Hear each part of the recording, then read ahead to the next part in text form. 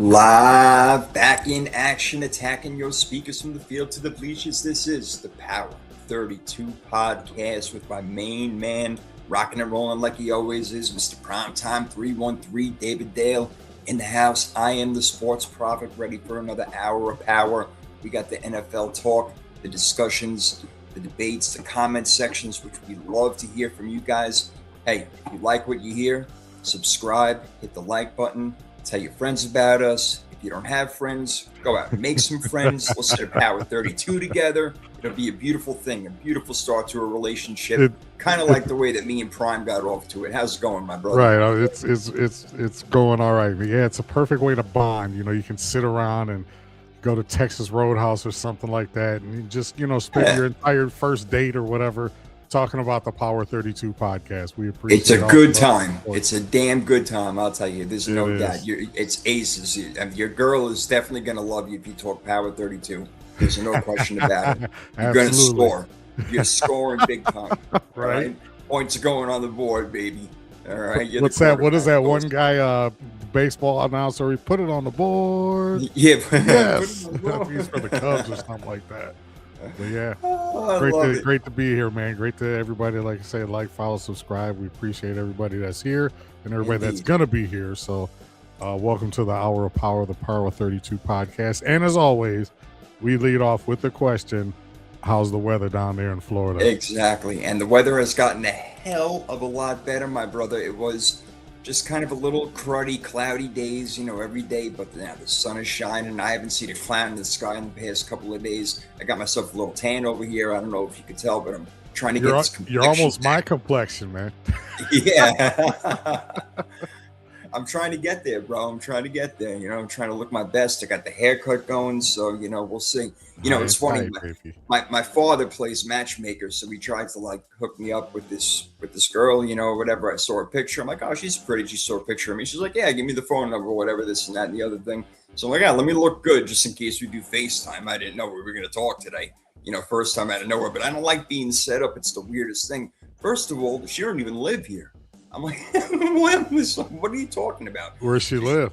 Lives in New York, and she comes down here for, I don't want to, talk too much about it, obviously, but she comes down here for leisure time or whatever, maybe once a month for a few months out of the year. So it's nothing that's going to lead anywhere, but, maybe go out, have a drink, have a good time or something like that. But yeah, my father, look, stop playing this matchmaker shit, man. All right, stop doing that.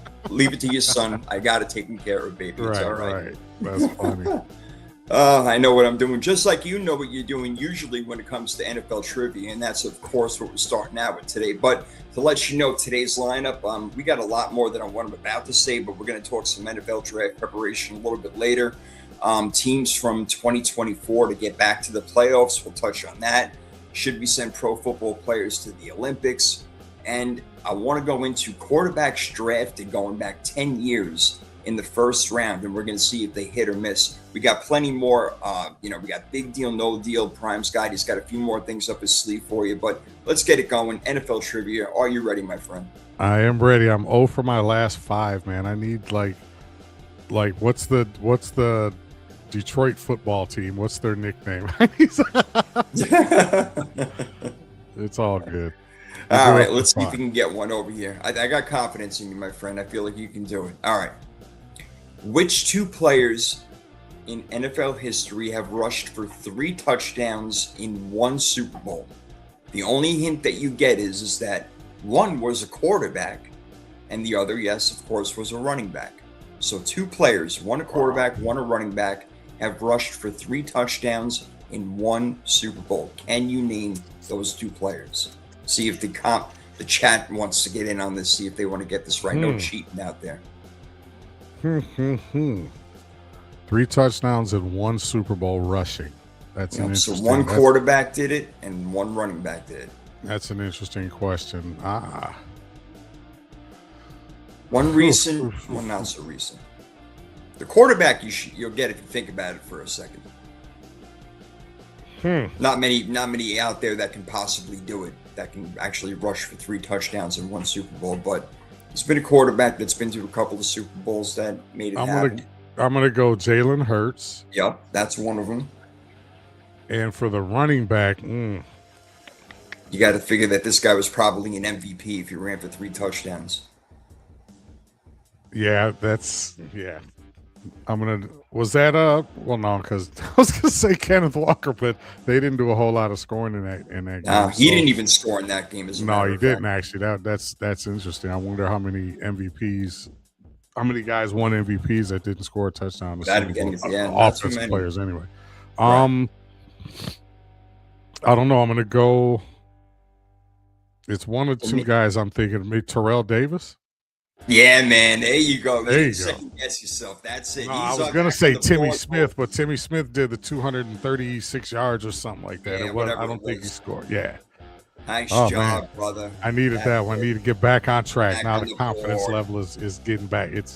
I'm there. I'm there now. There it is. Jalen Hurts and Terrell Davis, the only 2 players with 3 rushing touchdowns in a Super Bowl. So there you go. Well done, right there. Isn't that's a trip though? Because when you look at some of the like the records, or you look at some of the stats from some of the Super Bowls of the past, it's like, especially like when your Niners were going there and the Cowboys were going, I mean, they were just putting up points all over the place. You would think something like a like a Emmitt Smith, but yeah, it's crazy, man. That's who I thought you might go with. I was like, he's probably thinking between Emmitt Smith and Terrell Davis, which one's he gonna pick? And Davis was the one, man. He was a monster in that game. He was. And John Elway got the other MVP a year later, but Davis, the one who made it happen in that first one. This one's for John. And yes, that was for John. All right. This one's for you guys. Here we go. Let's have some fun. Time to get into some NFL action. Some of the headlines. Jackson Smith-Njigba, obviously getting paid major bucks, highest paid player, wide receiver, in the NFL, 4-year deal, $168.6 million. And just to give you an idea, other wide receivers out there, he is the highest paid now at 42.15 average a year. Next to Shamar Chase, he's making just over 40. Then a little bit of a drop off, Justin Jefferson making 35. CD Lamb at 34, DK Metcalf right around 33, Garrett Wilson, believe it or not, 32.5, AJ Brown 32, Amon-Ra just got paid 30, and Brandon Ayuk 30. I mean, Jesus, and he might be back to the 49ers, believe it or not. That's another conversation for another time. But the question to you is, does Jackson Smith-Njigba deserve to be the highest paid wide receiver in the NFL? Well, I think when we were entertaining that a few weeks ago, I said no, but then it's always the philosophy. You're always worth whatever somebody's going to pay you. I think the bigger thing is that it's $120 guaranteed. Right. That's major cash. That's insane. That's a contract in itself. It is. And you know what? The year he had, it took him a couple years to get to that point, and now it seems like he's finally broken out. If 1,800 yards, and if that's what Seattle feels that it took to keep him and to try to keep that thing rolling up there in the mighty Pacific Northwest, then because they're not really paying a whole lot of other guys. So I think that kind of factors into it when you it's like, look, he's clearly our best player. We lost Kenneth Walker, who was, Super Bowl MVP. We're not paying Sam Darnold a ton of money. Hey, you look around on their defense, and their contracts are pretty average. So if this is what it takes for them to keep their Super Bowl nucleus intact, minus Kenneth Walker and a couple other guys that they lost, they can just simply reload with some of these guys. I think it's worth it. But 162. Okay. My whole thing is that any wide receiver. And first of all, I don't think that any player in any sport is worth $40-50 million, because to me, there's nothing that you can do to justify that contract. He received for over 1,800 yards last year. Is he going to do that again, Prophet? No. I mean, so now he'll probably go on to average, 1,100-1,200 yards for the rest of his career, at least for these next 4 years. And, only time will tell if the contract is worth it, but it doesn't have to be worth it to me. Doesn't have to be worth it to you. It only has to be worth it to the Seahawks, and they were willing to give him a boatload of money. Well, you see, that's the thing. They were willing to give him a boatload of money and get rid of guys like Kenneth Walker, like you mentioned, Reek Willem, like we talked about last week, who went to Philly, I believe it was, Kobe Bryant, Boye Mafe. So at these guys' expense, they signed JSN to all this money with Sam Darnold as their quarterback. You don't expect this to really happen again, like you said. So I don't think that they did the right thing by paying him all this money, because easier said than done. Yeah, go ahead and draft some other guys and, fill in the holes where you left out. You left out some pretty big holes with Kobe Bryant and Boye Mafe and, guys like that. And as far as Sam Darnold goes, he may be the next one to get paid. He's got a nice contract right now, but if he outperforms his contract again, which he basically did because they went to the Super Bowl and won the damn thing, even though he didn't have the most eye-popping numbers there is, he was the quarterback. Is he going to be worth $55 million? Because then they're going to have to pay this guy a ton of money and really thin themselves out. Though I think Seattle may have put themselves in a bad position. Yeah, and we talk about it. We've talked about the Chase and Higgins always are the first ones that come to mind when you talk about like guys that are, eating up a lot of salary cap. But that kind of and I'll kind of ask that a little bit of something like that when we go in a big deal or no deal. But it's when you're a team that wins a Super Bowl and you think that you can keep it going. My thing is, I don't think Seattle's going to be a dynasty by any stretch of the imagination. And they play in a very tough division, and the NFC is only getting tougher as a conference. So, and then you throw in the fact that you are going to have to pay Sam Darnold, unless you decide to let him walk, which is probably not. That's not going to happen. But no, not if they have another great year. Exactly, and that's what I think Sam Darnold's banking on. And you're right. Sam Darnold could end up being, a $55 million. Who would have thought that a year or two ago, Sam Darnold could potentially be in line for like a potentially $60 million a year contract? That's insane when you think of Sam Darnold. That's what I'm saying. Now you got a third of your contract tied up in your quarterback and your wide receiver, which to me is not the best combination out there, because again, as far as I'm concerned, and people who know the game as well as you and I do, you build from the trenches, the offensive line, the defensive line, and out. Yes, you need to have your quarterback, but is Sam Darnold really the guy that you want to pay $55-60 million to? I mean, that's what's coming if they have another really good year and you pay Jackson Smith-Njigba all this money, as good as he is. And maybe he is really that good because he did it with Sam Darnold as his quarterback. But again, like I said, it did at the expense of all these other players like Bryant and Mafe and Kenneth Walker and Greek Woolen. And I look at other guys out there like Puka. He needs to get paid. Nico Collins will get paid. Jalen Waddle's going to get paid. Rome Odunze will eventually get paid. Malik Neighbors, your boy, is going to get paid. George Pickens is going to get paid. Are these guys all going to start making $40 million? I mean, that's where the salary cap just gets too crazy. I mean, you get so much money wrapped up in one player. How do you expect to build a team? And it comes down to the ego of these guys that they won't take less money to say, you know what, let's go ahead and build a championship team. No, I want to be the highest paid player, and that's that. I don't like it. And you hit it right on the head with that last phrase. It's not even about pay me what I deserve or pay me what you think what you think I should get. It's every contract, it seems like that, especially over the last 4 or 5 years or so, especially when it comes to non-quarterback position, everybody wants to be the highest paid. And a lot of guys, JSN came right out and said it. And you and I touched on it a couple weeks ago or a few weeks ago when it first broke, that's what he said. He wanted to be the highest paid. Everybody wants to be the highest paid. I don't think Myles Garrett quite came out and said that, but I'm sure, that the $40 million a year is what kept him in Cleveland. Oh, yeah. And there's a lot of guys at these positions that are just very, very upfront with the fact that they want to be the highest paid player at their position. And I don't have a problem with it, but when it comes to, like you say, tying up so much money in your salary, and the salary cap goes up about $20-25 million every year, but still, there has to be a limit, and these owners have to probably start just kind of biting back a little bit. Like, dude, you're a great player, but are you worth what can you bring to the table other than 1,500 yards, 1,800 yards receiving that can justify and rationalize me paying you $42 million a year? And then, like you say, these wide receiver salaries are getting way out of control. And then you and I talked a week or two ago when we asked the question, do you really have to pay wide receivers all this money, or are wide receivers kind of a dime a dozen position? Yeah, they're becoming more of that actually, and we're going to see that in this draft. As a matter of fact, another really deep wide receiver draft. And we're going to be getting more and more of these young guys who are like, "Wow, who is that putting up over 1,000 yards all of a sudden with this quarterback playing?" Like, holy crap, like Bryce Young getting Tedoroa McMillan, over 1,000 yards in their first year.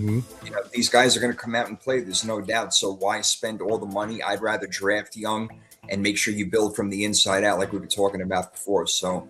Yeah, that's a good discussion right there. In your opinion, who should draft? I want to get to the draft a little bit later, but Jeremiah Love is fascinating, man. And I am dying to know where you think that he will likely end up. I know where you probably want him to go to your New York Giants at 5, but I'm thinking that the Titans at 4. I think the Titans at 4 should take him. That's at least where I have him in my mock draft right now.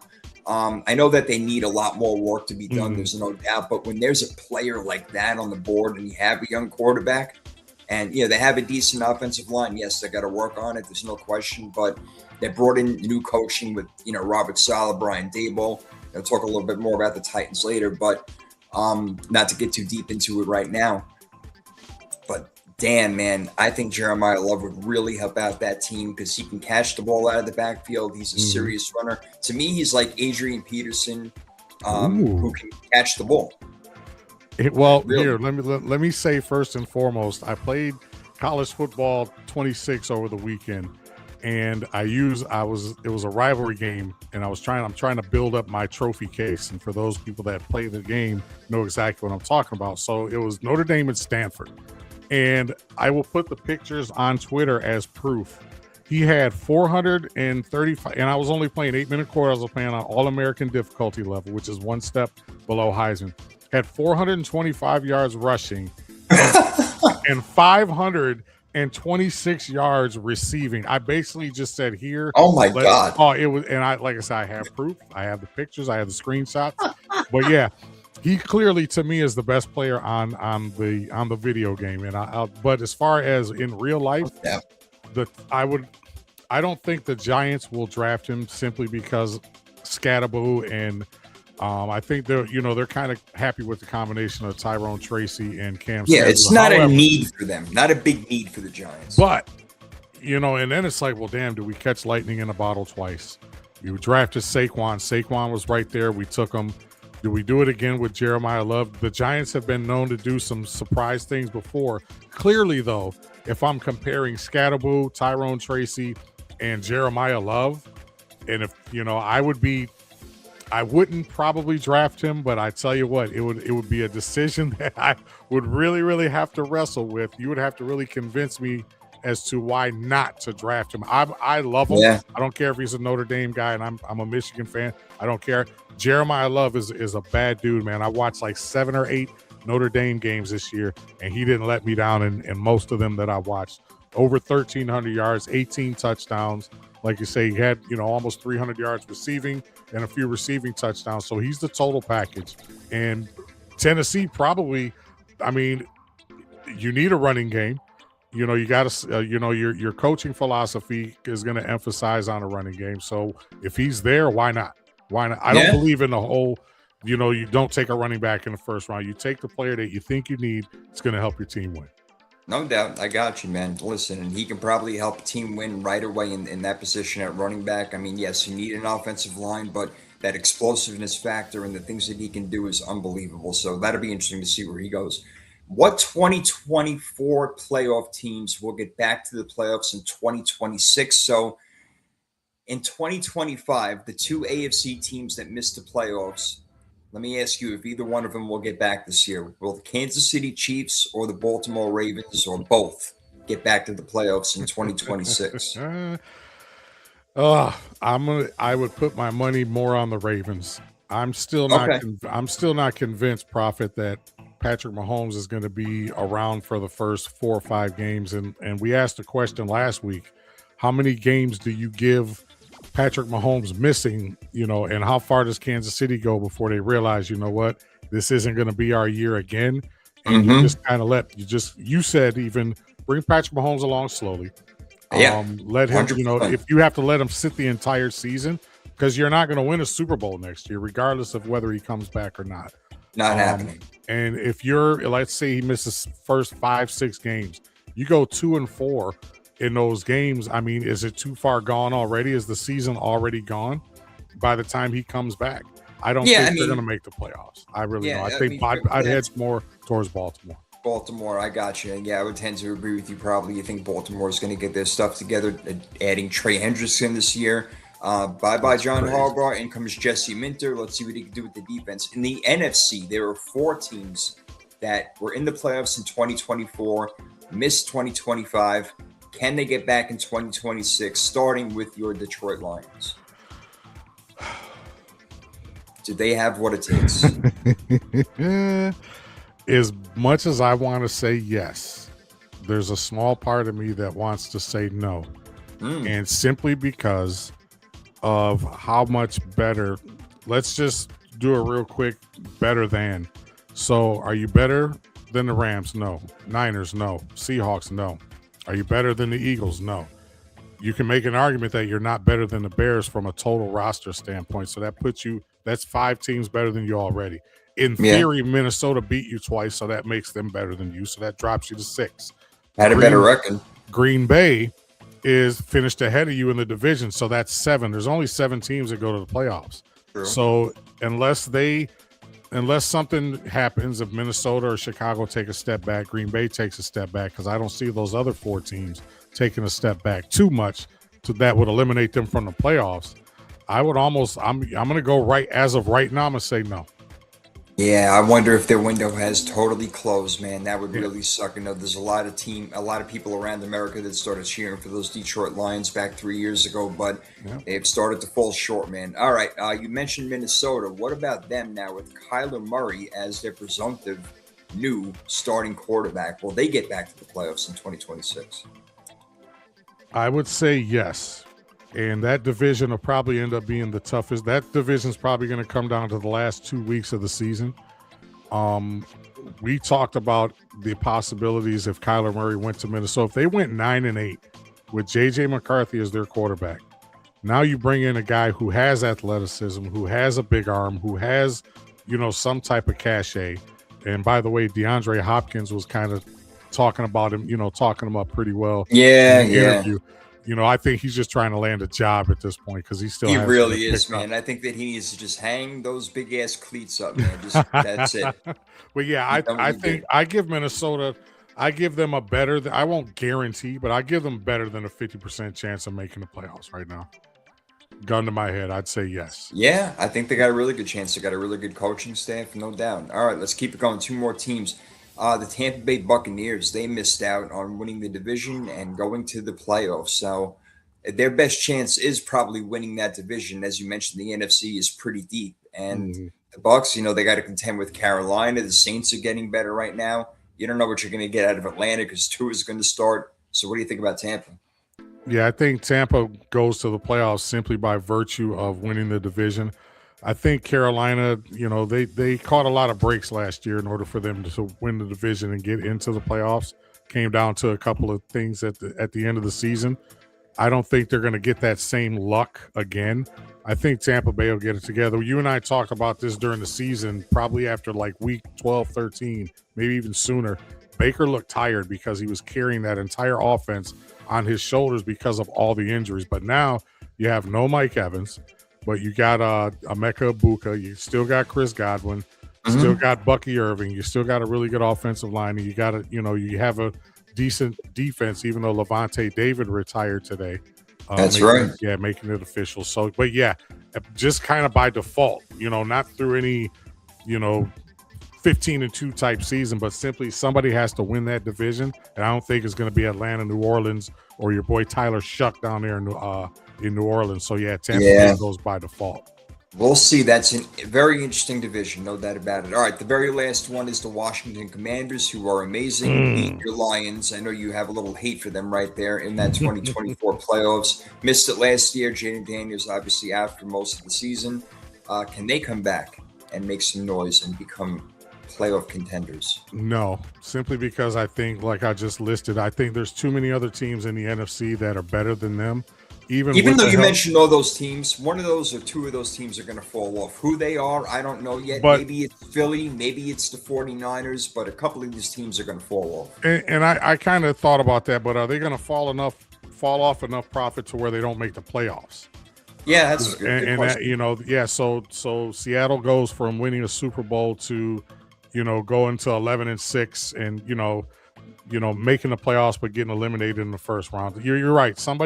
There's going to be a position or two playoff wise that's going to get swapped out simply because that's how it always works. Right. But I don't think if it boiled down to it, if I had to pick somebody to get that playoff spot that somebody else kind of, rescinded or fell off, it'd probably be the Lions over the Commanders. So no, I'm going to say the Commanders aren't going to make the playoffs for the second year in a row. Yeah, and I would agree with you right there. All right, no doubt. All right, I wanted to hit on something over here with QBs drafted since 2016. I want to go through some hits and miss with you real quick. I will mention the quarterbacks drafted in the first round since 2016. We'll go year by year real quick, and you let me know if it's a hit or miss, and we'll find out which has more at the end. So we got my hit, and we got my miss. You're going to tell me if they are hit or miss. And ironically, we start in the year 2016 with your boy, Jared Goff, who was originally drafted by the LA Rams. Is that a hit or a miss? I don't care what anybody says. I think Jared Goff is a hit. Okay. He's been to a Super Bowl. He's got some playoff experience. He's won some playoff games, and a lot of people give him a lot of crap because he's not athletic. But you know what? There's a couple of guys that you and I both know that are right up there for the greatest of all time that weren't mobile quarterbacks and still won a lot of games. So he is definitely the heart and soul of Detroit Lions.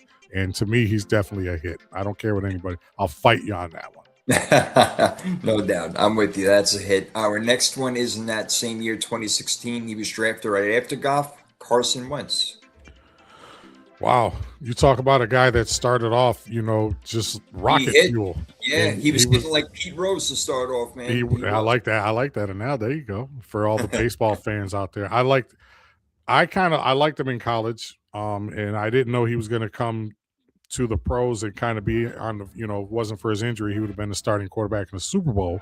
Yeah. But I thought he'd be a decent starting quarterback. But these last few years, he's been kind of a journeyman, been kind of holding clipboards. So I definitely have to call Carson Wentz a miss. Yeah, you got to say he's a miss, man. I don't think there's any question about that. And our next one, a name that everybody has forgotten, and that's perfectly fine. Denver drafted Paxton Lynch. So we know that is a miss. 100%. That was former Memphis Tiger Paxton Lynch. Ball, man. Nice. Yeah, he put the numbers up in college, man. But just and pro is a different game, bro. It is, and it always doesn't translate. And that's weird how that does that. Especially in football, it doesn't always translate to the next level. So yeah, former Memphis Tiger Paxton Lynch is definitely a miss.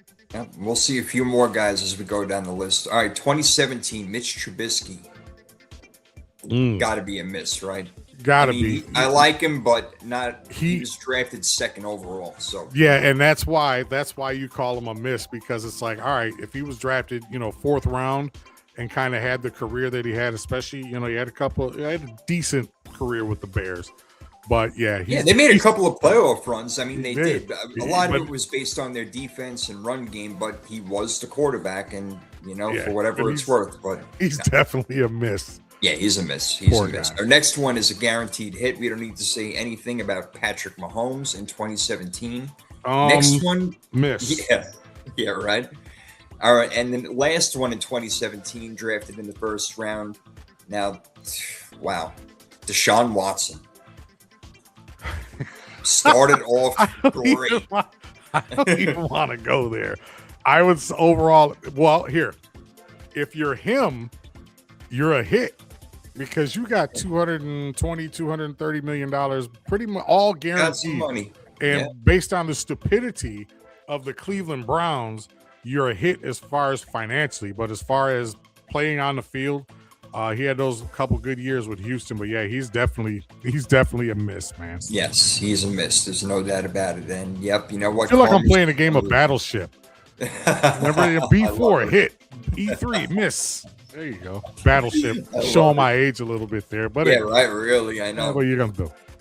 That game is probably played on the computer now, for God's sake, or whatever. It's probably virtual hologram coming out and stuff. Who even knows? All right, let's move it along. 2018, Baker Mayfield, first overall pick. I would say overall Baker's a hit. Yeah, me too. Some people will say, he's still not top 10. I don't get too caught up in what a guy's top 10, top 15, all that other stuff. Baker, for his team and for what they need him to do, especially in his years in Tampa, I think Baker Mayfield is definitely a hit. I think he learned a thing or two as well by that little time he spent with the Rams. I think Sean Payton really, even though he didn't play a whole hell of a lot, I think Sean Payton really taught him a lot, and it kind of translated, and he took that with him to Tampa and, made Tampa semi-relevant again. So I'm going to call Baker a hit. Right. No, Sean McVay, as you remember. Yeah. So, next one would be, and this is amazing now, and I think that we have to call it a hit, Sam Darnold. Guy won a Super Bowl. That's all really you need to say. Super Bowl champion Sam Darnold. Whoever thought they would utter those words when him and Josh Rosen were drafted out of USC and UCLA respectively, going to the Jets, dumpster fire. People just kind of writing them off, and now you have to say those words. Super Bowl champion Sam Darnold. Sam Darnold, 2 years in a row, the most wins in the NFL. So you know what? Say what you will. All right, the next one is a guaranteed hit. Josh Allen, absolutely, in the same draft in 2018. Next one is a guaranteed miss, and that would be Josh Rosen, who went to the Arizona Cardinals. Yeah. Oh, goodness God. But the problem, you know what? Did they really give it? Was he that bad? Yeah, he was. Okay, I won't even finish the rest of the question because he really was. You really didn't. I don't think he never got the opportunity to have the resurgence, because remember, him and Darnold were drafted. They were in the same draft. And they don't. He didn't get an opportunity like Baker or Sam Darnold to kind of have that second act in his career. It was kind of like, nah, bro, nope. We're going to move right quickly. We're moving on. We're going to go with Kyler. Yeah, he was one of those who like, you know what? This just ain't going to work out over here. That's sorry, sad, man. And the last one, the 32nd overall pick in that draft, last pick in the first round, Lamar Jackson, of course, a hit right there. Yeah. To let you know where we stand right now as we go into the 2019 season, 6-5 hits over misses. Here we go. Next one. This is a real interesting one. Kyler Murray, first overall pick in 2019. Is that a hit or a miss? You know what? See, I'm saying miss. I have to say miss. I don't really, based on from the expectations to the reality, it's a definite miss. Yeah, I think it's a miss also, man. There's no doubt about it. They haven't done anything at all since he's been the quarterback of the Arizona Cardinals. Nothing to oh my God, what a playoff run they had. No, nothing even close to that. But he's got a shot. He's got a shot to pull a Sam Darnold or a Baker Mayfield. Still young, man. Let's see if it can happen. You know what? This guy tried to turned his career around from the Giants to Indianapolis, or from the Giants to Minnesota. However you want to say it. Daniel Jones, man. Daniel Jones. Has he become a hit, or is he still like, you know what? 6th overall pick. He hasn't really shown us anything. That's a miss right there. What do you say? I know you got a soft spot in your heart for this guy. I know. The Colts think he's $88 million worth of dimes. That's a lot of dimes. But yeah, I would have to say miss, and only because he didn't get a chance to finish last year because he got injured. Yeah. Well, he still got rewarded handsomely, like you just said, $88 million, man. Unbelievable. The next one we don't even have to talk about. Dwayne Haskins, remember him? He was drafted in the first round in 2019. Definitely a miss right there. That one did not work out. Not at all. All right, let's move it to 2020. Joe Burrow, first overall. Joey Ball game is a definite hit. And I wish he would get out of Cincinnati. I really do. I say that. Yeah, I know. Yeah, we could spend a whole show on that one. You ain't kidding. How about Tua? No, if Kyler Murray, if Kyler Murray is a miss, then Tua has to be a miss as well. No doubt. I totally agree. But again, he's going to cry on the $500 million that he's made. So whatever. Right. Yeah, really. So he's got some money bags to cry on when it's all said and done. he's making something like $40 million this year just for getting let go from Miami. Miami's paying him like $38 million, and Atlanta's paying him like 2 or so 1.4, whatever the hell it is. But 1.4. Yep. Gosh, Justin Herbert. That's an interesting one, man. I like to hear. Yeah, you say hit. All right. I mean, he hasn't done anything yet, but it looks like he can't do something. There's no bias there with me either. With Justin Herbert, there's absolutely not a shred of bias there. I'm going to say he's a hit. Oregon, not because you just are in love with Oregon quarterbacks and their uniforms and everything about them. It's nothing to do with it whatsoever. Quack, baby. But no, I think his playoff performances have been absolutely miserable. But we keep wanting to say this is the year. We keep picking him to win the division. Something's got to. He's got to do it soon, Something's got to change. And if they don't do it this year, my opinion might have to change. I might have to force myself to change my opinion. Hey, it's possible, bro. It's possible. Yeah, we'll see. We'll see. All right, the last one. This one pissed Aaron Rodgers off a little bit when the Green Bay Packers drafted Jordan Love in the first round in 2020. Is he a hit or a miss? I know this is going to make your blood boil because you're not a big fan of Justin Herbert. Or Jordan Love. I'm sorry, but he's a hit, man. He's a hit. Back-to-back playoff appearances, and he's he kind of picked up where Brett Favre and Aaron Rodgers. He's going to be the quarterback there for the next 10 years. That'll be 3 quarterbacks in like 40 years for the Green Bay Packers. Yeah. That's almost as astounding as the Pittsburgh Steelers only having now going on their 4th coach in the last 30 plus years. So yeah, I mean, as much as I hate to say it, Jordan Love's a hit. No, I mean, I'm going to agree with you. As much as I get on Jordan Love, he's been helping to take that team to the playoffs with, a mediocre offense, really, at best. I know Josh Jacobs has really done this thing, a little bit, but he fell off last year. Mm-hmm. And, they're still getting to the playoffs. So, I got to give it to him. All right, we move to 2021, where Trevor Lawrence was the first overall pick by the Jaguars. Was he a hit or a miss? This is kind of one of those coin tosses. Number 1 overall pick. You know what? Based on the hair, I'm gonna say he's a hit. Jacksonville was. They were hot garbage when he took over. Now they're just kind of garbage, and they actually, had a really good season last year. Hopefully for them, they'll be able to build off with your boy Liam Cohen. They'll be able to build off of that and have a, kind of finally pick up some steam and keep this thing rolling. Yeah, I'm going to give him the benefit of the doubt just because of the hair. All right. Just because of sunshine hair. Well, listen, you say hit, so I'm going to mark down hit. I would have put miss, to be honest with you, because I don't think up until this point anything has really happened. They had their best year last year, and they got knocked out in the first round, so say what you will. But, all right, moving along quickly, our next one is Zach Wilson. Forget about it. Get out of here. Total miss. We're actually tied at 10 right now, and now we're going to break the tie over here. Trey Lance went 3rd overall to San Francisco. What did you guys give up to get him? I just want to hear you say that out loud. Oh, so do I have to say how much you gave up to get him? 3 first-round picks to get that guy? Are you kidding me? What a mess, man! You talk about amazing. We survived. It really is. You know what? And that's a testament to the fortitude of that organization. You guys have survived horrible draft picks, countless injuries, countless departures, and you guys are still relevant. That's a testament. Amazing. That's that 49er magic, man. It's amazing. And paying Brandon Ayuk all that money. And forgot about that. Unbelievable stuff.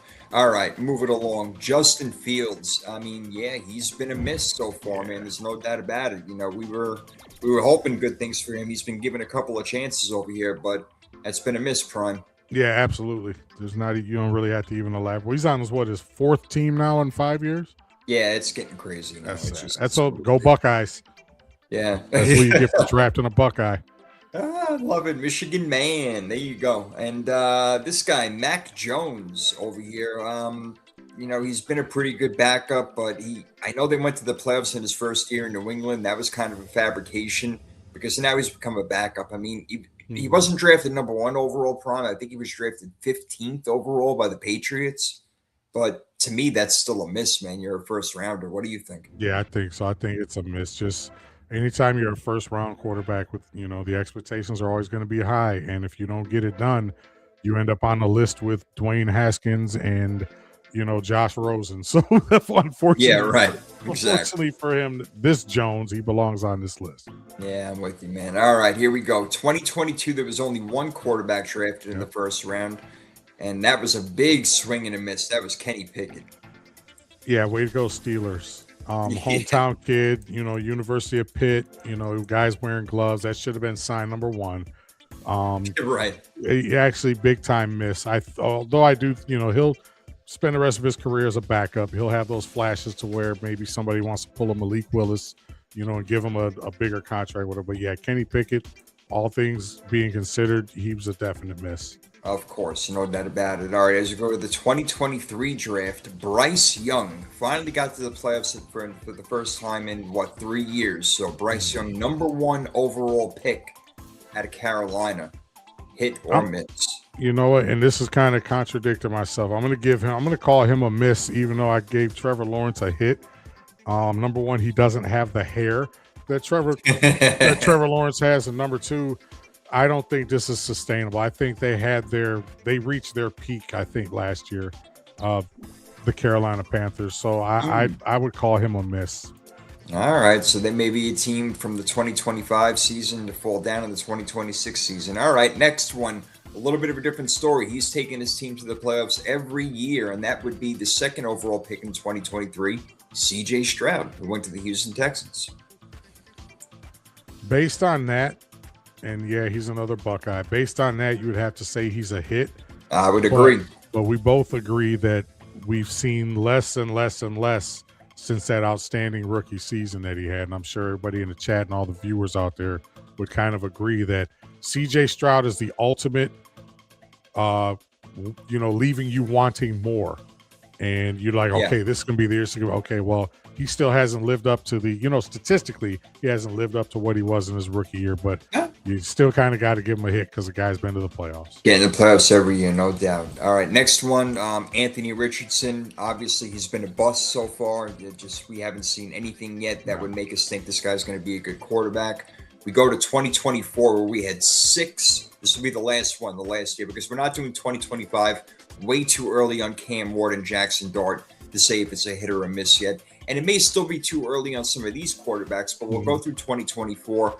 Caleb Williams, I do believe after being with Ben Johnson, I agree with you, is a hit. We've seen what he can do.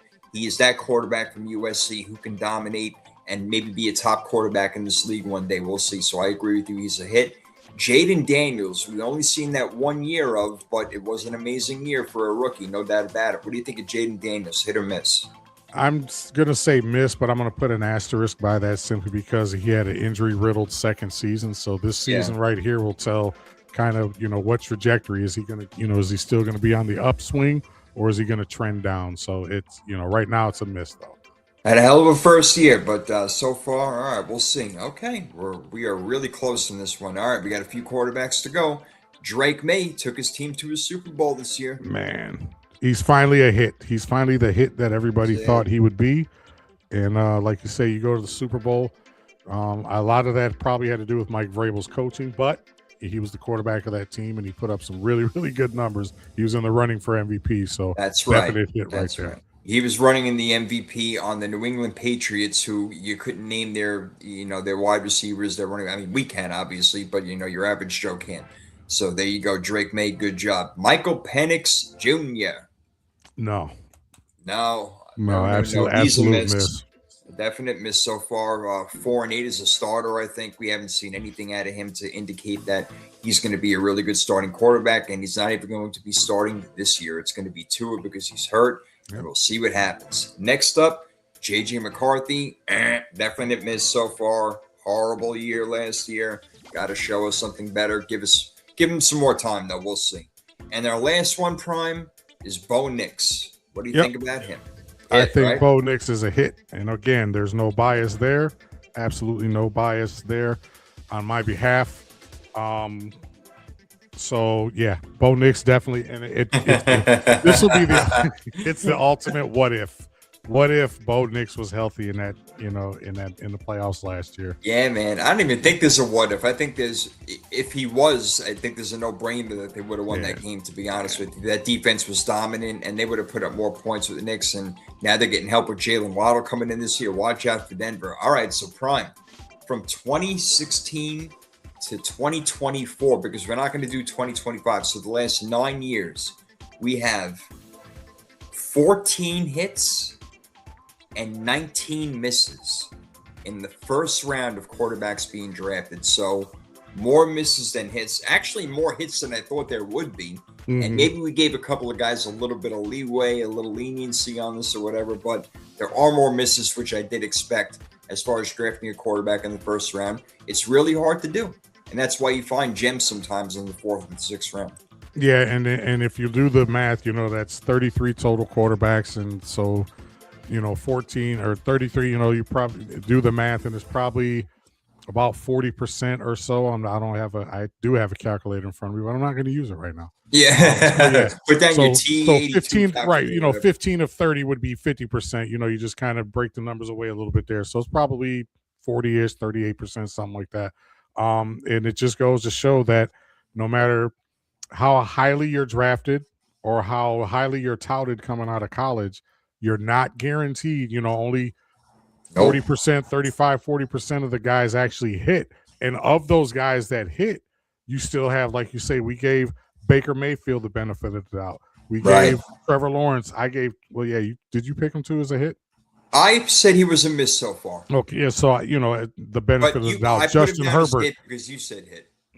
Justin Herbert benefited out. So 3 of those 14 are kind of, that could have just easily swayed it the other way and made it even a bigger gap. So it's all a math game, and it just goes to show, man, drafting is not an exact science like Mel Kiper and all these other guys make it seem. You just got to get in the right system, the right coaches, be under the right circumstances, have good players around you, and, that's how you flourish.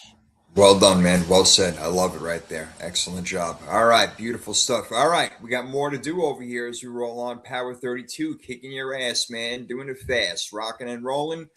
And then maybe later on we'll go bowling. Okay. No more rhyming. Here we go. All right, Prime. We got a little big deal, no deal. Let's do it. Yes, we do. This is Big Deal or No Deal, sponsored by the Power 32 podcast. This is the segment of the show where I present several scenarios to the prophet, and he tells us whether it is a big deal or no deal. And I want to start off with something on a slightly lighter note. Mock drafts coming up, actual draft coming up. You and I got mock drafts and all this stuff going. One of my biggest pet peeves is when guys do draft grades the day after the draft. I haven't seen a guy play. Are you grading how close you were to picking correctly, which is the same odds of picking like a perfect NCAA bracket, or are you picking based on what you think the team is going to, how much better the team is going to be with the new players? So overall, your overall big deal or no deal draft grades the day after the NFL draft. Yeah, I like the way you said it. I'm going to go no deal 100%. I think it's ridiculous, the draft grades. Like you said, why don't you just grade the player? Forget about the team where they drafted him. Grade the player. Did that player a really good player? Yes or no? What do you give him, an A, a B, a B minus, whatever it is? It's complete nonsense. It's just things for them to do, for us to watch, and for them to make lists of, because they love to make lists of shit. So they put that out there. They eyeball it for us, and we think it's, more eye candy and things for us to devour. Mm-hmm. But no, it's a bunch of nonsense, and it doesn't mean anything. And nobody pays attention to what these guys give their grades out. They could care less, these GMs and head coaches. They don't give a shit. So no big deal. And the funny thing is, too, is like you think they would wait until at least a few games into the season, and then my favorite is the redraft. So, at the end of the next season, let's draft, it's like, come on. Well, of course, now you got all the answers in front of you. It's an open book test. But anyway, I digress. We touched on this a little bit earlier, and I kind of want to know if this is a big deal or no deal to you. NFL salaries are just getting out of control. So I look at a team like the Detroit Lions, or you look at any team in particular. So the average good team has a $50 million quarterback, a $30+ million wide receiver, and a 25, 30, sometimes $40 million edge rusher. And over a third of your $300 million salary is tied up in 3 players, depending on the situation. So you look at Cincinnati, it could have been 4 had they remained with Trey Hendrickson. Are NFL salaries, in your opinion, is it the out of control nature of these salaries? Is it a big deal or no deal? No, it's not a big deal because it's sports and the revenue is insane and they make so much money from this. I mean, the players probably should, I know it sounds crazy, probably should be making more money than what they do because they're the ones who drive in all the revenue. So the salaries, I mean, there's a reason why the team salaries go up and up every year, like you mentioned earlier, whether it be, 10, 15 to $20 million every single year. It's because they're making a ton of money. So the salaries, man, really, it's really not that big a deal because we see these teams being able to pay these guys and it's not a problem. And you mentioned that there are some top teams out there that are paying their quarterbacks a ton of money and they are winning a ton of games and getting to Super Bowls and doing what they got to do. I mean, one team that we mentioned was they paid A.J. Brown a whole bunch of money. They paid Saquon Barkley a whole bunch of money. Jalen Hurts is going to be getting paid. Guys in that defense are getting paid. And they won the Super Bowl as a result of it. Sometimes you get a Seattle team like last year, who you don't have a whole bunch of guys getting paid a whole bunch of money. Now some of them are getting paid money, after what happened, but before they weren't. So, it can go either way. So I don't think it's really that big a deal with the salary, to be honest with you. I don't know. I kind of lean more the other way because I kind of look at, okay, you take the Eagles, but then you look at the Bengals and you look at the Cowboys and you look at, some of these other teams. You look at the Lions, who have all this money tied up in Sewell and Amon-Ra and Laporta and Kirby Joseph and Jared Goff. And it's like, okay, you guys have actually regressed over the last 3 years. Well, that's right. Look what happened. Yeah. But also the flip side of that, it's not even really about free agency because if you have good drafts like the Lions did, sooner or later you got to pay the piper. So now the Amon-Ra's and the Sam Laportas and the Penei Sewells come around, you got to start paying these guys. But I'm kind of a little bit towards the other way, but I agree with your premise there. So next one, analytics. This is something that's near and dear to your heart because you've expressed very adamantly on this show your feelings about certain analytics. Analytics in general. Big deal or no deal? Are they ruining the game in your opinion? Is this a big deal or no deal? Analytics in general, everything from when I should go for it on 4th down, when I should go for 2, this receiver does this on this down. When he eats pork chops, he catches 150 yards the following day, all that type of stuff. Yeah, that's why it is a big deal, these analytics, because that has no feeling for the flow of the game and what's happening during the game and how the players are playing on that time. And if I have this guy out and if my center isn't in, there's a whole bunch of factors that contribute to it that take the analytics out of it completely. It's what's going on the field and what the coaches are doing and how the players are playing. That's what you should do based on your decision. You shouldn't go for it on 4th and 2 from the opponent's 10-yard line because the analytics say that you should. You should probably take the 3 points in the first quarter and get some points on the board and move along and let your defense play some football if you have a good one. So again, analytics can't get for the feel and the flow of the game and the coaching and the players that are actually on the field. It just tells you what mathematically should be done. So get your Pythagorean theorem out of my freaking face. Wow. I don't want to see it anymore. A squared plus B squared equals C squared. My boy Ricky Bell and David Barnes, a couple of guys I've known for a long time. They're both math teachers now. So, I know David is. Oh, yeah? Ricky's real good in math too. So I'm sure they'll appreciate that Pythagorean theorem reference. There you go. So yeah, and I kind of agree. I think it's ruined. It's the same thing with baseball. It's the same thing with basketball, but more so baseball and football, to where you can see that it's actively changing the way that coaches are coaching the game. And like you say, there's no more gut, there's no more instinct, there's no more feel. It's let me run to the notebook there and what is, turn on page 7 and see what page 7 tells me in this particular situation. Right. So, like, let me go to my glove compartment, take out the manual and see what it says. Like, give me a freaking break over here. Like, you know what? What's going on in the game? That's a perfect analogy because you're trying to create structure where something that you really can't because there's so much feel an instinct that goes into coaching of football. You hit it right on the head. I like Damn that. right, man. Like that. So last one real quick. I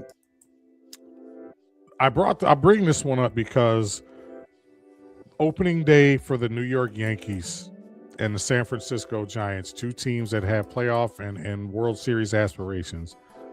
Opening day is on Netflix. So the Yankees travel out to San Francisco, out in the Bay Area, play their first game of the season on Netflix. So is streaming becoming too much of the norm as opposed to traditional coverage? And I'm not even talking about just Fox, NBC, and CBS. I'm talking, even ESPN, and other fringe channels like that, True TV sometimes during the tournament. Is streaming becoming a big deal or no deal? And I understand the money part of it, but just from a fans being able to sit and watch a baseball game, if San Francisco, if their fans don't have Netflix, they got to pay $20 a month to be able to watch, the opening day for their team if they're not able to afford tickets, which the way ticket prices are nowadays, they probably can't. But is streaming becoming a big deal, or is it no deal to you at all?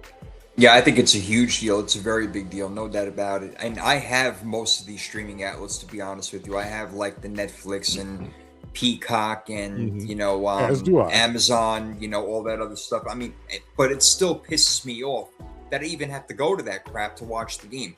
I mean, football is for the American people. I mean, it's really for more than just the American people, but it's on the American channel.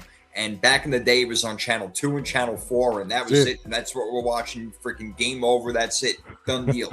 It should be on regular TV. Yes, I understand you want to have specials here and there and have a couple of games.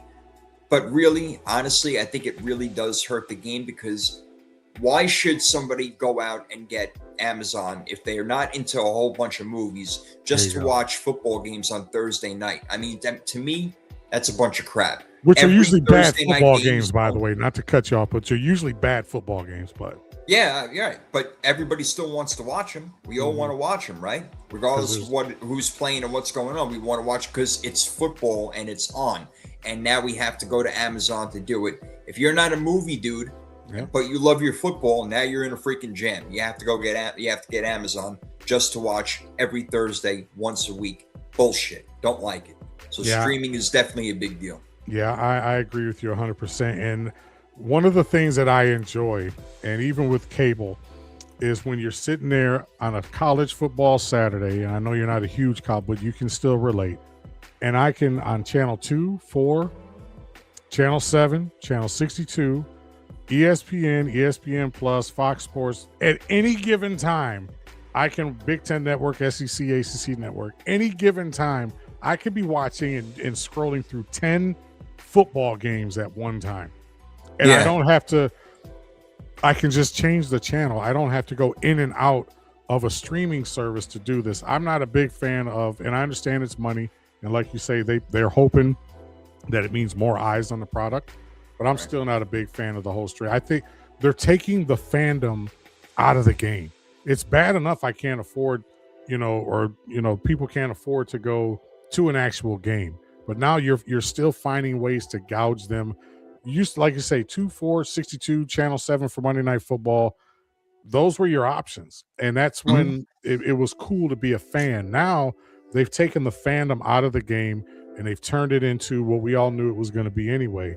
Just one big ass money grab. And that's all it is, man. It's all about the money, bro.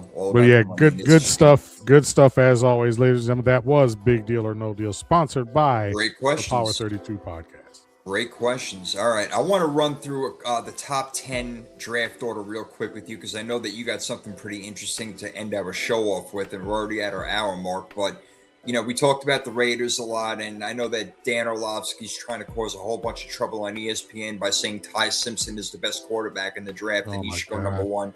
All right. He needs to stop doing what he's doing and trying to be like the Stephen A. Smith, of NFL Live. Yeah, I mean, just stop. It's a bunch of nonsense. Fernando Mendoza is going to the Raiders. We all know that. It seems like David Bailey or Arvell Reese, they're both edge rushers. Reese is from Ohio State, Bailey from Texas Tech. The Jets are 2, the Cardinals are 3. would they go with edge rushers, or do you think they should go offensive line? They need a lot of help in a lot of areas, both those teams. Who you saying the Jets? The Jets and the Cardinals, yeah. Should they go for the best edge rushers out there, like Reese and Bailey? Should they be 2 and 3, do you think? Or do you think the Jets should go in a different area? You think the Cardinals should get a lineman? What do you think?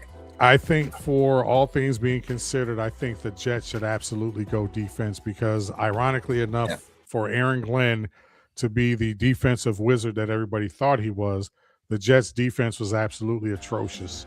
And there's some really, really good playmakers in this draft. And if you're Aaron Glenn, just your Arvell Reese, David Bailey, Ruben Bain, Keldrick Falk, Akeem Messidor. I mean, there's a myriad of guys that are all projected. TJ Parker. So you got 5 or 6 edge rushers that are projected to be first round guys. And I've seen 4 of these guys play more than once, and they're really, really good. So if I'm the Jets, I go defense simply because we've seen teams be able to fix their teams a lot quicker by building on the defensive end. And that's what the Giants are going to have to hang their hat on. We'll get to that in a minute. The Giants are going to have to hang their hat on that for a minute until their offense and everybody kind of clicks and catches up with each other. But yeah, absolutely, Prophet. The Jets should go defense. As far as the Cardinals, I'm going to just ask the question to the chat and to you. Does it even matter? I mean, it doesn't even matter. I don't know. Right. You almost would want to go offensive lineman if you're the Cardinals, but I think being the last couple of years, considering the guys that you've lost on defense, it might behoove you to go, on defense. But I know in my mock, I actually have them taking an offensive lineman, but okay. I would not be shocked at all if the Cardinals go defense. And again, with all the defense, it's a deep, deep draft when it comes to defensive ends and linebackers. And, there's some really good corners out there. There's 5 corners that I have projected, or 4 corners, that I have projected to go potentially in the first round. So if you're the Cardinals and the defense, you may even trade down and get, an extra pick and maybe double up on your defense, in the upcoming draft. All right. Well, yeah, the Jets have 2 picks as it is. Arizona, There's talk about them trading back in later in the first round to get Ty Simpson, who we mentioned earlier. I don't know.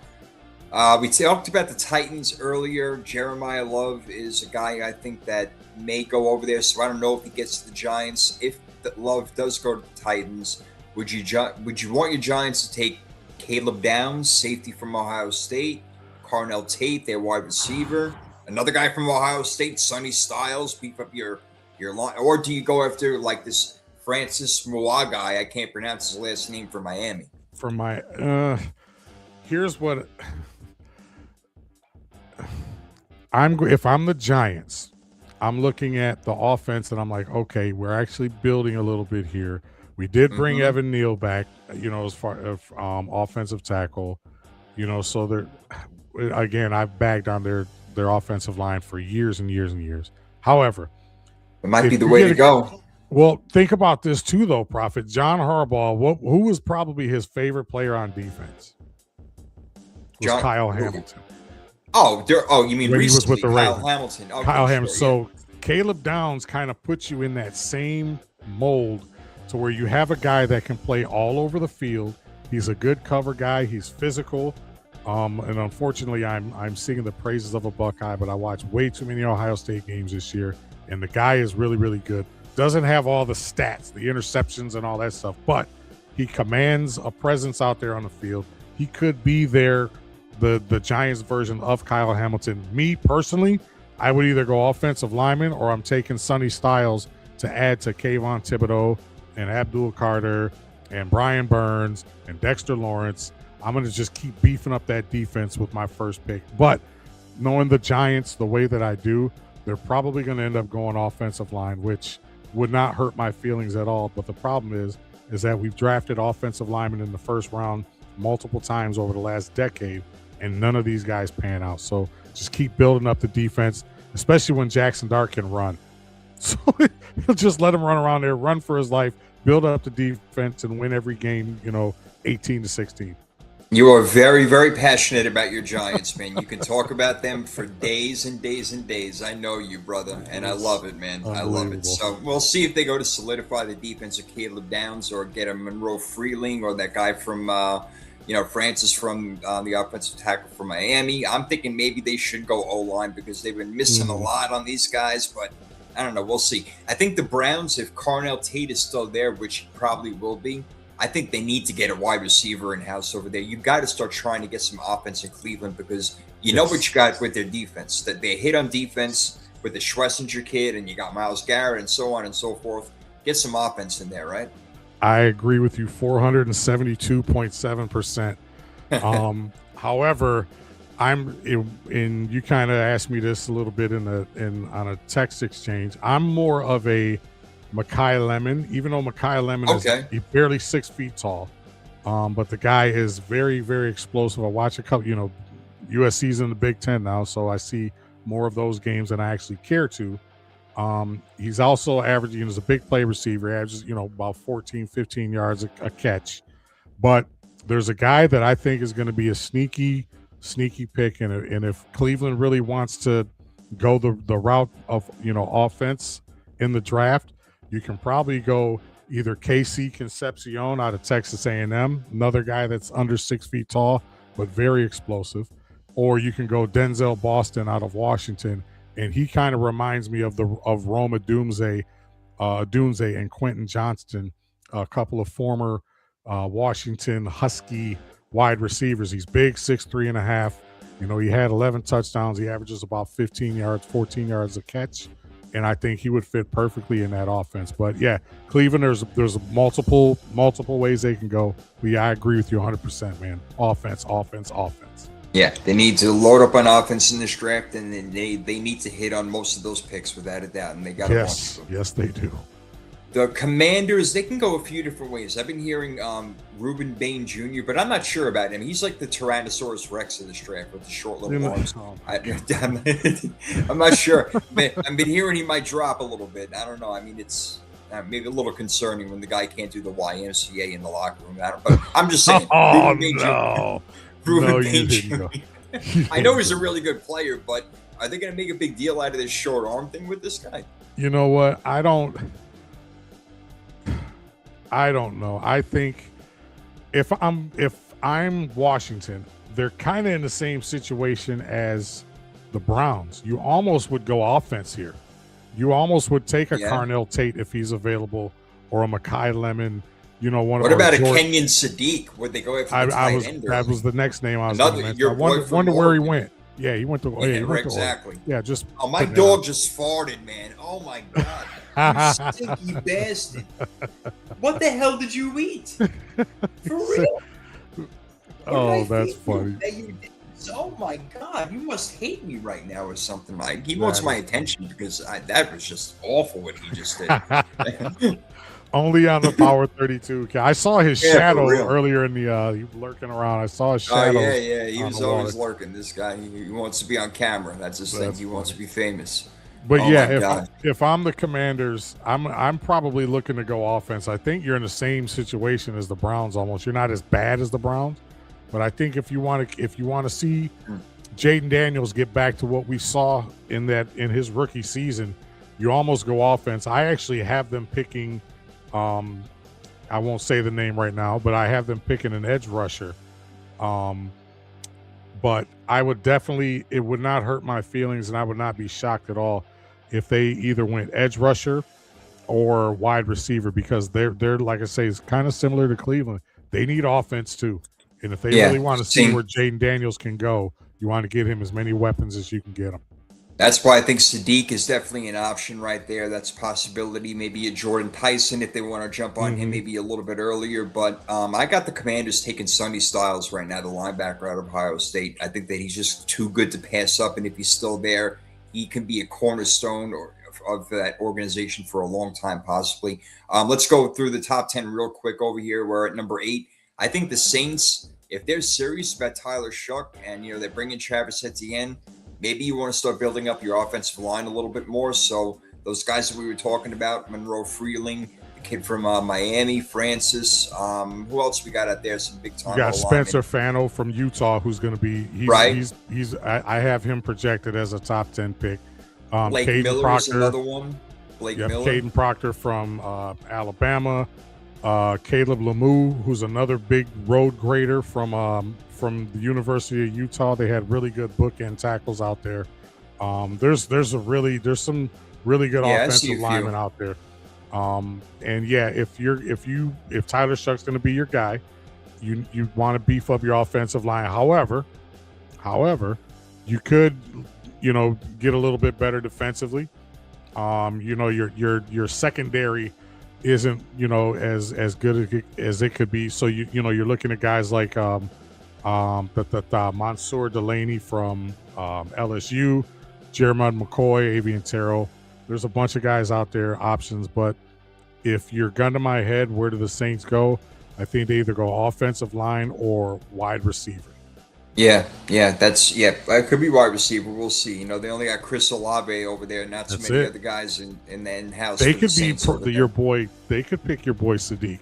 Yeah, that wouldn't be out of the realm of possibility either. And I think Sadiq may fall to this next team very possibly, and it would be amazing, and it would be just the thing that the NFL would love to happen. The Kansas City Chiefs getting the kid Kenyon Sadiq, man, the tight end from Oregon. That would be beautiful for them, even though they just signed back Travis Kelce. For 3 years. Really only a 1 year. It's really really a 1 year deal. But just the initial shock value of seeing 3 years, 30. It's like, come on. I know it's a little nuts. It's a little nuts. But I think they need to go. Look, they need help in a lot of places. Maybe they go cornerback. That kid that you were mentioning before, Mansour Delaney at LSU. That may be a place to go. Maybe they like Jermod McCoy, the kid from Tennessee. Mm-hmm. But they need help at cornerback. They need help on the D line. They need help on the O line. They need help at receiver. They just got Kenneth Walker. At least they got a little bit of a running game, where they think they do. As we say, what's up to McNiner over here? What's good, partner? What's up, McNiner? How you doing? The top 10 a little bit. You missed a pretty interesting show, man. We've been doing quarterbacks since 2016, hit or miss. We had 19 misses and 14 hits. First round quarterbacks since 2016. But you guys go back, listen to the podcast after. But the Chiefs, I think they could do something on offense, but they need help in a lot of places. And then that brings us last to the Bengals, where that's where I got this Ruben Bain Jr. kid going. They lost Trey Hendrickson. You got to replace him with somebody. If Ruben Bain Jr. is still around, which he might not be, I don't know. I mean, his body may get there before his arms do. We'll see. Whichever gets drafted first. And I think they'll go number 10. He may go number 10 to the Bengals. But what do you think the Bengals do? I mean, they got enough offense, you would think so. Get some damn defense in that freaking house, right? Let's go. I actually have Ruben Bain going to the Saints, and we talked earlier with number 7 to the Commanders. I got David Bailey out of Texas Tech going. You think he'll last that long, huh? I think so. Unless there's a certain team from a certain area where I'm from that may want to move up to get either Ruben Bain or David Bailey, who's probably going to be the second defensive player or second or third defensive player taken in the top 10. But if I'm Cincinnati, I have in my first mock, I have them slated to take Mansour Delaney, the cornerback from LSU. Yeah. Okay. He's really, really good. Watched, I think, 2 or 3 LSU games. Not a huge SEC fan, but they shove those teams in your face so much you can't help but watch them. But if I'm Cincinnati, either way it goes, if I'm the Bengals, it has to be defense. And kind of to your point, no Trey Hendrickson. So, Akeem Mesidor might be a good fit for them too if he falls to them. I got Akeem projected in the top 20. So there's a possibility that the Bengals could scoop him up, TJ Parker from Clemson. Like I said it before, I'll keep saying it. There's 5 or 6 defensive ends that could easily go in the first round in Cincinnati, considering the fact that you lost Hendrickson, considering the fact that your defense has been complete ass the last few years. It would probably be well suited to go defense. Got to go defense, no doubt. All right, we're going to get more into the draft, obviously, as it comes closer. We're still like 4 weeks away from it. We'll get into the whole thing, and I'm sure that our mock drafts are going to change around a little bit here and there, and why the hell not? Let it happen, man. It's a free-flowing thing. It's a beautiful thing. We got a little bit more to do before we get on out of here. Prime's got a little something special for us today, a little crystal ball action. So here's I and this will probably, we can probably even feature a few teams every week on this until the season starts or until the draft or whatever. But I have 5 teams right now that I wish I had like some music sound effects that I want Prophet to look into his crystal ball and tell us where he sees these teams in the next 2 to 3 years. There you go. So it's the crystal ball sponsored by the Power 32 podcast. Prophet's going to tell us where these particular teams in the next 2 or 3 years. And we're going to start with the team that drafted number 1 overall last year. So Cam Ward, we're going to start with your boys' newly found team, Mr. Robert Saleh and the Tennessee Titans. Where do you see them in the next 2-3 years? Well, a lot of it depends on Cam Ward, right? I mean, certainly it's a huge thing with the quarterback. So to me, he looks good. You got to get weapons around him in order for this thing to work out, and you need it everywhere, not just on offense, but on defense too. But I expect Robert Saleh to get the defense right. So I think that part of the ball is going to get right and get right pretty quickly, not just with the players that they bring in, but with the coaching that is going to be in place. And Saleh's a hell of a defensive coach. Then you got Brian Daboll on the offensive side, who now can just concentrate on offense, and that's it. Not worry about the entire team, being the head coach of the New York Giants, so he can get the most out of the offense. But there are many playmakers away. So where do I see this team in the next 2 to 3 years? I don't think that they're quite contenders yet because they still need a lot. But I think that Saleh can get that defense right. But again, a lot of it depends on Cam Ward. If they bring in a Jeremiah Love, maybe things get better quickly on offense. And again, that defense gets good in the next year or two, rather fast. And that division is interesting. You got Jacksonville, Houston. They both made the playoffs last year, but I feel like it's kind of fluid. We don't know what's going to happen with Houston. We know they got a good D, but where's all the offense going to come from? Was Jacksonville a one-year wonder? Can they really win 13 games again? Right. So, the Titans may be there in the next 2 to 3 years, but heavily, heavily depends upon Cam Ward. And I'm not sure yet if he is that guy. He's shown signs that he can do it. I've seen him in the fourth quarter make a lot of really good plays, but can he do it quarters 1 through 4? That'll take time to see. And he's got new coaching to bring him along. So I think that we need to give it a little bit of time before I can really fully answer that. But in my crystal ball, I know that they're going to have a really good defense. I just don't know if Cam Ward is that guy yet. I agree. And I think that's probably going to be the biggest question mark for them over the next couple of years, because you hit it right on the head. Is Cam Ward going to even be their quarterback 3 years from now, 2 years from now? When they decide, depends on how quick they decide to move on from him. So so you're basically saying that they just need too much right now to kind of give especially on offense. They need a lot. They do. They need a lot. There's a reason why they're drafting at the top, every single year for the last 4 or 5 years now, whatever it's been, going through different coaches now after Mike Vrabel and things like that. Yeah, it's a problem.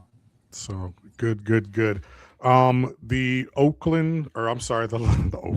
Las Vegas Raiders. Fernando Mendoza, Ashton Jeanty, Brock Bowers. Where do you see this team in the next 2 to 3 years? They're still going to be the Raiders, probably. The Raiders are the Raiders, man. There's no guarantee that Mendoza is going to pan out. We just talked about this. Interesting that we brought it up. Didn't plan for this to happen, obviously, but we went through the hits and misses of the first round quarterbacks drafted over the past 9 to 10 years, and there was a lot more misses than there were hits. Well, more misses, not a hell of a lot more, but more. So no guarantee that Mendoza is going to pan out. You got Jeanty. You got Bowers. If they pan out, you're going to have to pay them a lot of money. Bowers, we already know, is going to. Max Crosby, they're trying to trade as it is already. So how do you regroup from that? Now, so they really don't have a whole bunch of offense, including, offensive line, which they're missing. They had their quarterback sacked a ton last year in Geno Smith. The Raiders have money to spend, but will they spend it correctly? No, I don't have faith that they will. I don't have faith that they're going to put the money in the right spot. They made a really good move giving Tyler Linderbaum that money. To me, it was a little bit too much money, but they paid the right guy. I mean, they spent some money. They made some moves to kind of beef up their defense, but they did. Kobe Dean is there, a few other guys, yeah. Kwity Paye. They got a few guys that are going to, if nothing else, they'll be a deeper team. Yeah, they'll be a deeper team, maybe not better. But yeah, the offense is something that kind of concerns me, even with, now you got a rookie quarterback, second year running back, and then how long is Brock Bowers going to want to stick around? Will he even want a second Really? contract from the Raiders, considering how, where they are at the time when his contract's up? So I kind Right. of agree with you there. Next team is a team that's near and dear to my heart. Where do you see the Jackson Dart, John Harbaugh, New York Giants in the next 2-3 years? In the next 2-3 years, I see them having a top five defense. I really do. That's what John Harbaugh does. He puts together top five defenses, top 10 at the very worst. And I think they'll be contending in the NFC East. I really do, because I think that the Eagles are going to start to fall off piece by piece, year by year. Dallas, it's always a crapshoot. You never know. Washington is not such a good organization. Again, Right. we don't know. Jaden Daniels, we don't even know if he's a hit. We put him as a miss right now. So I think that Harbaugh, who had Lamar Jackson, who loves to run, now he's got Jackson Dart, who loves to run also. Try to control that weapon, make sure that the runs, make sure he's sliding, make sure he's getting out of bounds and not getting hurt, and use that weapon. But again, make that defense a top five defense. And you were talking about that Giants defense last week so proudly, as you are, like a proud father, of all the guys that they got with their linebacking core right now, with Truman Edmonds that they added on, and Brian Burns and guys like that, and Kayvon Thibodeau. Keep it coming. Keep it coming, right? So the Giants, top five defense, and if Jackson Dart can pan out and they can get a good running game, which also Harbaugh wants to concentrate on, Giants are going to be a playoff perennial team, man. I really believe that. And this is where the whole Jeremiah Love thing comes into play that we talked about earlier in the show, and I agree with you on that, because for all the grit and toughness that Cam Scatterbo has, he's not the fastest guy. He's not the biggest guy. He ain't Jeremiah Love. And there you go. So that's why I say that possibility is on the table, unless the New York Jets do something that the New York Jets are known to do, something stupid, and maybe draft him or somebody else gets him. But that would be hysterical. That's a stay tuned moment right there. So so now next team is the Buffalo Bills. And I chose this team simply because Josh Allen ain't getting any younger. They have a new coach. Still don't have a ton of playmakers on offense, so it's still going to fall on the shoulders of Josh Allen. Look into your crystal ball and tell us where you see the Buffalo Bills in the next 2 to 3 years. In the next 2 to 3 years, I see them as Super Bowl champions. I do. I think Josh Allen is just way too freaking good of a quarterback, way too good of a player to not get a Super Bowl under his belt. There's very few far in between Dan Marinos out there who were great and didn't get Super Bowls. I don't believe that Josh Allen's going to be going his whole career and not get one, and I think it's coming soon. They're going to start getting better. They're going to be a number one seed probably in maybe the next 2 out of 3 years. They play the Jets and the Dolphins twice. That's 4-0 right there every single year. All right. So the road for the Super Bowl may actually have to go through Buffalo, which is a place that teams really don't want to go and play.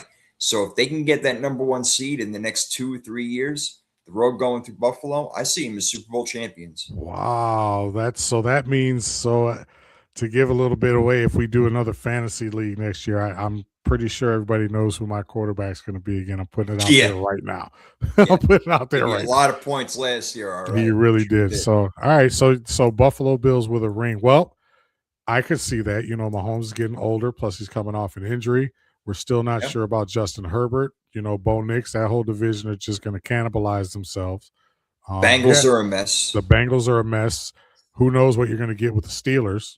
With new coach and everything. So do we believe the Patriots are really a Super Bowl team again? Now, I'm not sure about that. No. I think they take a step back. But Buffalo, look, as long as you got a Josh Allen, you are in contention, man. I don't care. You're in contention. He is that good. He is that big of a difference maker. And let's not forget, he's got one of the better running backs in the game behind him. Are they going to hold on to James Cook forever? Is it going to be great forever? No, obviously not. Mm-hmm. But why they have this window over here, and you brought in a DJ Moore, who I don't want to say is the missing piece, but he can certainly help out.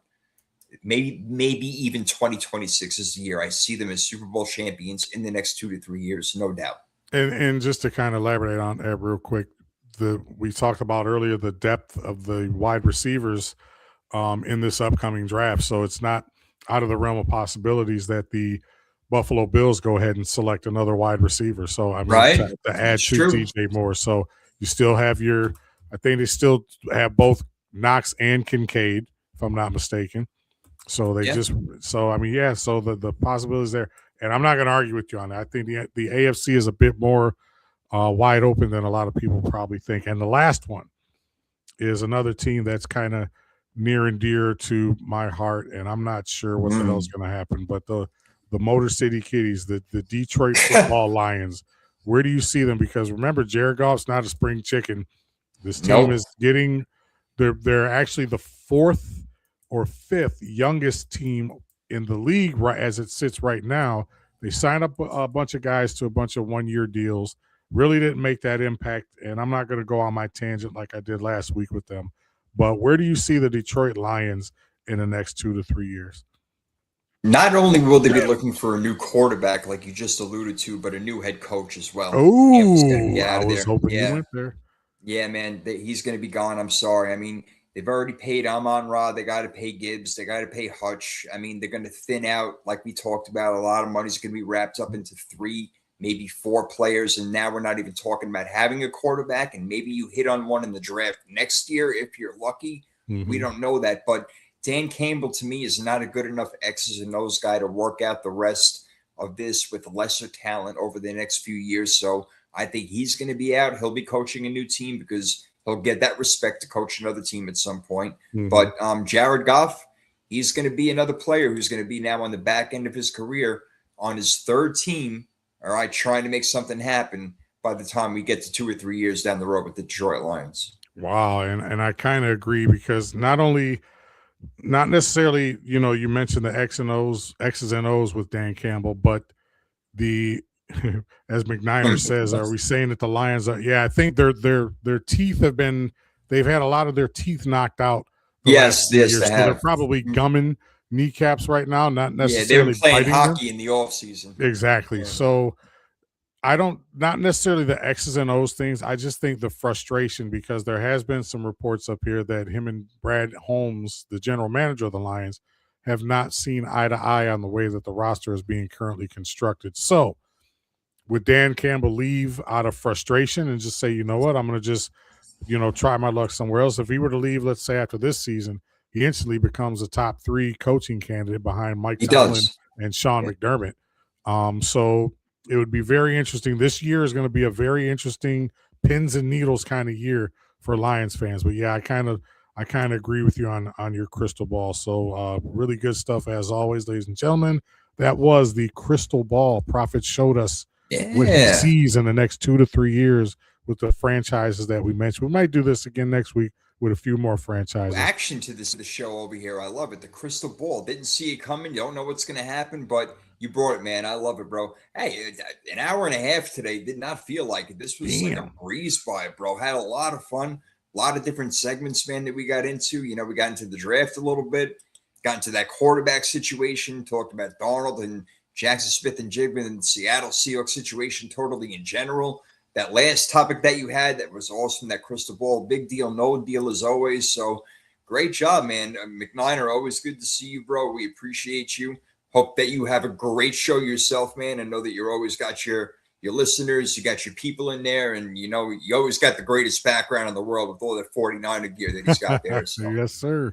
Definitely got the greatest background there is. But hey, man, Power 32, we keep on rolling, baby. It's the NFL offseason, but we're going to go strong to the draft, and after that and all the way, baby, we got more to do, man. We're going to keep coming up with topics. So week in and week out, Tuesday night, 7 o'clock Eastern, we are here. Like, subscribe, all that shit. Tell your friends. If you ain't got friends, go make some friends. Go to the gym, go to a bar, go do what you got to do. Go to Starbucks, go to Jamba Juice. I don't give a shit. Go make some freaking friends. Have a life. Have some fun. Listen to Power 32 with me and my man, Mr. Primetime 313. Absolutely. If you can't make any friends the old-fashioned way, then go into a lab and make some friends that way. Clone some.